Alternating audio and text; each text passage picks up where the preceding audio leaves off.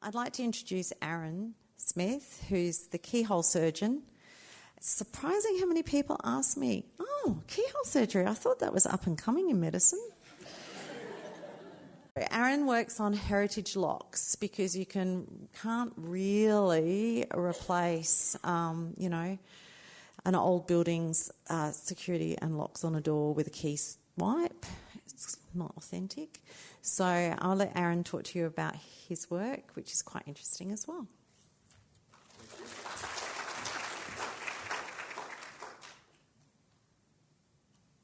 I tend to walk around. I'm a TAFE teacher, so I won't stand in one spot, and I'm a locksmith, so I won't stand in one spot.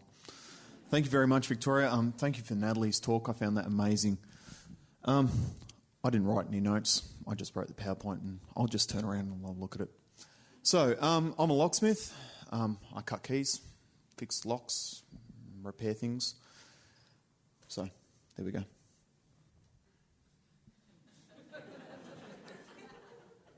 I'm glad I got a chuckle out of that. Last time I put that gag up, I didn't get anything.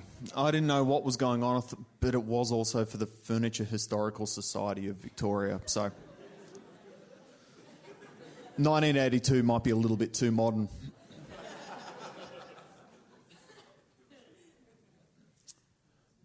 So, like it says simply, I cut keys to old locks and repair them. I actually teach apprentices. I'm the lead teacher of locksmithing in Melbourne.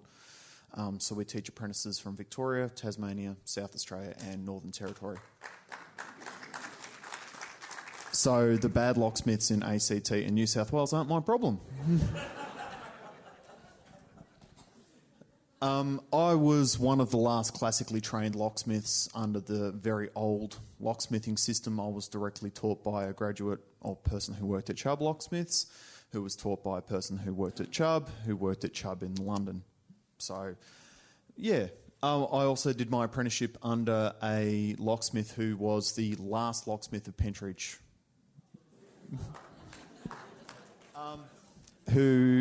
Which side? The good side. He was on the right side of the door. The side with the key. He got to leave every day.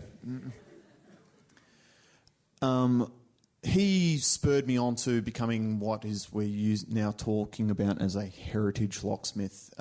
He unfortunately got motor neuron disease and he died. So I kind of felt I needed to do something about that. It wasn't good enough that I would just go, it's okay, it's fine, don't worry about it. I thought I better actually get my act together and start promoting the fact that locksmiths are out there and we do have some skills. We're not just simply part swappers, as much as people would like us to be sometimes. We're problem solvers. That's what we do. And I know that I'm on a time limit, so please, I'll quickly whip through these slides. So, how important are the locksmithing skills? Well, we touch on sustainability, we touch on connection, heritage, preservation, and why can't you just 3D print it? Well, I can, but CSIRO won't let me. So, let's have a look at sustainability. Less waste. It's already made. Why make it again? It won't be as good, I can tell you that for a fact. If this had a laser pointer on it, yeah, it does. That is an Orban lock made by Charles Orban, 1850. Guess what? Cut a key, still works. That is a Cottrell key. Put it in the lock, it still works. So you don't have to make them again. That lock is over 150 years old. Make a key, still works. No problems. Just like it did the day it came out of the factory in Wolverhampton. People are connected with these objects. I've got a 5.5-year-old son, baby of the digital age. I can give him a key and he innately knew what it was. Not because he's a locksmith's son, but because for millennia we have used keys. We know exactly what they do. It's ingrained in us as humans. As a species, we know exactly what those things do. You give a kid a key, they will shove it in something. Any parents in the room, you know exactly what I'm talking about. People are connected to these objects through the repair. I involve them as much as I possibly can. I try to take as many photos. I share this on Instagram. I really want people to feel that they're part of it. and they're connected to it. And hopefully, here we go. This is one of my customers, Ernest. Ernest immigrated to Australia 40 years ago with a piece of furniture that he bought specifically for his family. He couldn't find a locksmith who could remake that. Well, that's not it. That's the second one that I made for him. And that's Ernest holding them. His daughter's now 43 years old. She will finally get her inheritance. Working. This lock here, brought into me by a gentleman who is a fairly well-known author and illustrator. His grandfather, at the ripe age of 16, went to fight in the First World War. That was his kit bag lock. That is the only thing he has. All I did was clean it, test it, hand it back to him. You want to feel connection, that's it. That's why I do this job. Heritage. Simply replacing a lock on an antique home or unique piece of furniture is incredibly difficult. I know. And can result in irreparable damage. That lock there is from Dame Melly Melba's personal dressing case. So I'll just whip down to Bunnings, I'll go and buy a $15 lock and I'll just whack it on there. No. So, what else do we do other than making keys? Our best thing is that we can non-destructively open just about anything. If it was made by hand, made by human, we can open it. If we can't, we'll get a gun and we'll go and get someone else to open it for us. Easiest way to rob a bank. So, what are the locksmithing heritage skills? They are predominantly problem solving. We can pick up something tangible, we can pull it apart, we can work out how it works, and we can put it back together again. Unfortunately, that is the thing that we cannot pass on to people as much as we would like. The modern syllabus that I teach at trade school and is about to be rewritten, has been rewritten, has 990 hours of training off the job.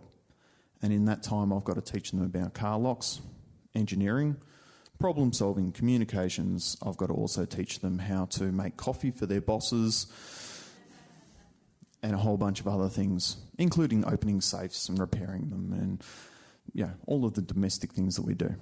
So, this lock is from 1774 and imported over by one family in their antique armoire about this big. And that's just a Brahma. Oh, sorry, just a cupboard lock. But yeah, we can do things. Preservation. A good locksmith will give you a sympathetic and holistic understanding of security. A good locksmith, this is a vocation. This is something that we do for life. We don't just do it because it will pay the bills. A good locksmith, this is what we live and breathe, hopefully. My wife would probably say we live and breathe it a bit too much. No, a long-suffering locksmith's wife. So, what are we preserving other than locks and keys and some of our cultural heritage? Is that we're also preserving my trade heritage. That's what we're here for. An understanding of mechanical principles and developing the ability to see inside.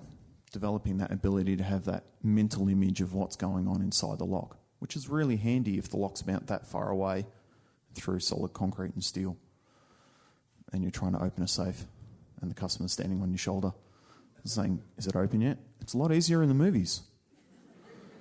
Or if you came today, why doesn't it click? Is that only for the movies? Yes, it is.